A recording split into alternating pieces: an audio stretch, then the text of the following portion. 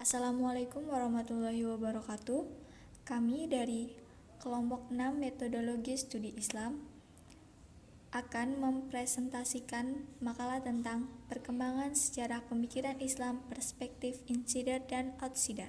Dosen pengampu Muhammad Iqbal Juliansyah Zain, SSY, MH. Kami dari kelas 1 HTNB. Sebelum menjelaskan materi, saya akan memperkenalkan anggota kelompok kami. Yang pertama, Anissa Firdaus Hasanah dengan NIM 2017303063. Yang kedua, Fitri Fajriatus Saadah dengan NIM 2017303036. Yang ketiga, Ilham Alhamdi dengan NIM 2017303080. Yang keempat, Abdul Manaf As-Sajad dengan NIM 2017303090.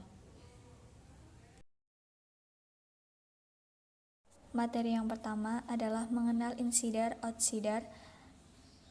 Insider adalah para pengkaji agama yang berasal dari agamanya sendiri atau orang dalam, sedangkan outsider adalah para pengkaji agama yang bukan penganut agama yang bersangkutan atau orang luar.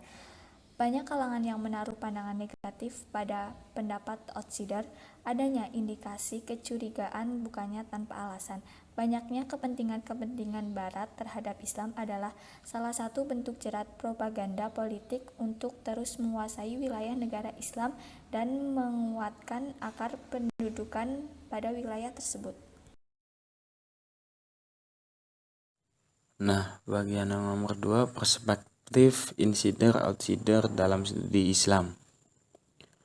Sarjana-sarjana Barat tampaknya amat tertarik dengan dinamika umat Islam di dunia ini.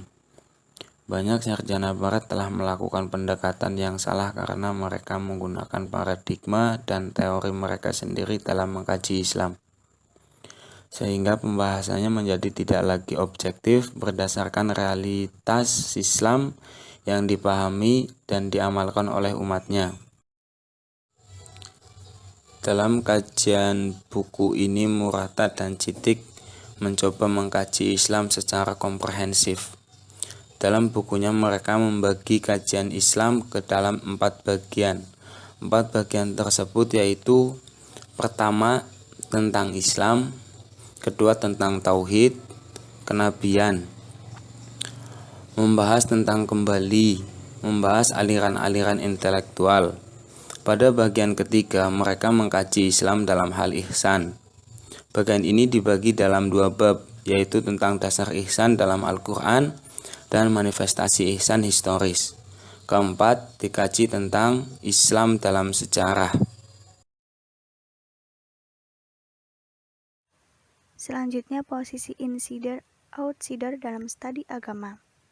Menurut Kim Knott, dalam tulisannya, insider atau outsider perspektivis berpendapat bahwa pengalaman keagamaan yang ada dalam diri insider ditampilkan kemudian direspon oleh outsider. Dengan mempertimbangkan batas objektivitas dan subjektivitas yang terpancar dalam pengalaman keagamaan yang didasari oleh sikap empati dan analisis kritis. Pada titik ini, insider maupun outsider saling berbagi keseimbangan perspektif sejarah dalam studi agama.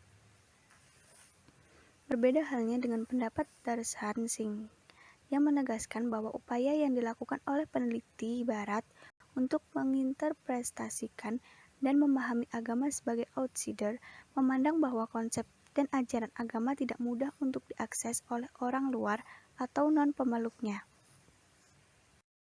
Jauh sebelumnya, Max Muller pada tahun 1873 telah mempertegas bahwa sebagai objek studi, agama harus diajawantahkan secara proporsional meski ia juga harus dikritisi. Russell Kirchner mencoba memberi penguatan guna mengkategorisasikan tanggapan insider ke outsider dalam 3 dimensi. Yang pertama, otonomi pengalaman religius yang terkait dengan pendekatan fenomenologi. Kedua, reduksionisme yang dicontohkan oleh komunitas akademisi yang mengambil suatu sikap ilmiah. Dan yang ketiga, netralitas dan metode agnostisisme.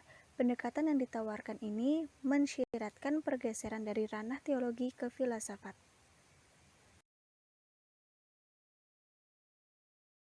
4. Problem insider dan outsider. Perkembangan studi Islam di dunia terutama di Barat terjadi karena adanya kontrak dengan dunia Muslim. Salah satunya yakni lewat kontrak perguruan tinggi.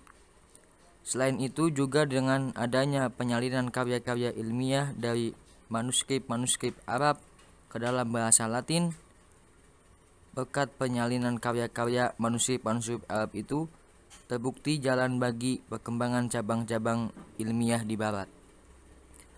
Beberapa lembaga pusat studi atau center, baik yang berfiliasi dengan universitas maupun tidak, yang menawarkan dan menyediakan studi Islam, diantaranya Islamic Society of North America, The Occult Center for Islam Studies English, Center for Islamic Law and Security di Melbourne Law School, The University of Melbourne, Australia.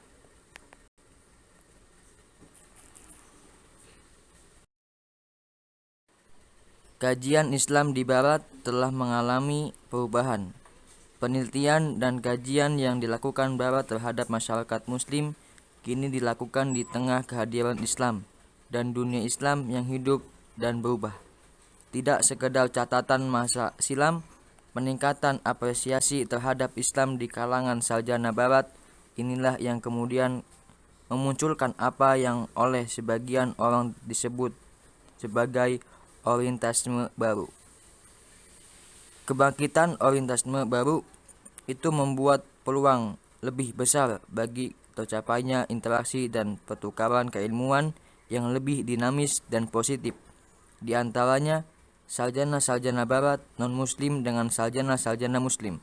Bahkan, riset dan pemikiran sekarang dilakukan secara bersama dalam suasana dialogus.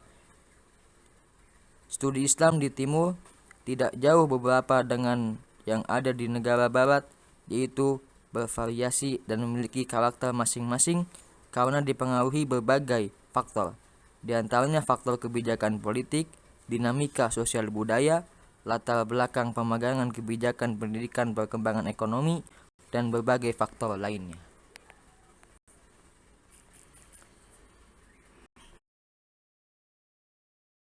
Selanjutnya, kesimpulan. Insider adalah para pengkaji agama yang berasal dari agamanya sendiri atau orang dalam, sedangkan outsider adalah para pengkaji agama yang bukan penganut agama yang bersangkutan atau orang luar. Kajian Islam dari para outsider-insider dapat dipetakan sebagai berikut. Outsider mengkaji agama sebagai ilmu pengetahuan dengan menjaga jarak dengan objek, penuh kecurigaan atau hipotesa dengan penilaian historis. Sedangkan dari pihak insider sendiri mengkaji agama sebagai sebuah ajaran yang bersifat subjektif, keyakinan yang mendalam dan bersifat normatif dalam penilaian. Kajian keislaman dalam perspektif outsider insider telah melahirkan beberapa hasil penelitian. Sekian dari kelompok kami. Mohon maaf bila ada kesalahan kata. Terima kasih. Wassalamualaikum warahmatullahi wabarakatuh.